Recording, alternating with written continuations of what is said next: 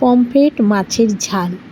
বড় সাইজের পমফ্রেট মাছ গোলমরিচের গুঁড়ো, নুন, হলুদ দিয়ে ভালো করে দেখো মাখিয়ে নিলাম। আর মাছগুলোর মাঝখানটা একটু কিন্তু কেচে নিয়েছি, এই দেখো, দেখতেই তো পাচ্ছ। এবার হালকা করে মাছগুলোকে একটু ভেজে নেব।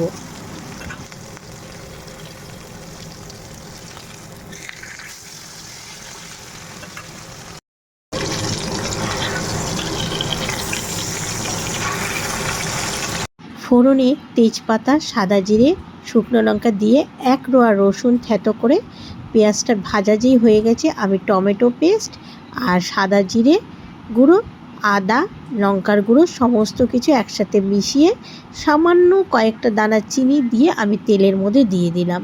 আর মশলাটা যেই কষে গেছে ভাজা পমফ্রেট মাছটা দিয়ে দিয়েছি। এটা কিন্তু পমফ্রেট মাছের ঝাল। কেউ চাইলে এর মধ্যে ধনেপাতাও দিতে পারো, কিন্তু আমি ধনেপাতা দিলাম না। আমি কিছুটা পেঁয়াজের বেরেস্তা করে রেখেছিলাম, সেটা ছড়িয়ে দিলাম, এই দেখো। আর একটু গরম মশলার গুঁড়ো দিয়ে দিলাম। ফাইনাল লুকটা দেখো, খেতে কিন্তু দারুণ সুস্বাদু আর খুব অল্প উপকরণেই হয়ে যায়। ঝটপট বাড়িতে বানিয়ে ফেলো।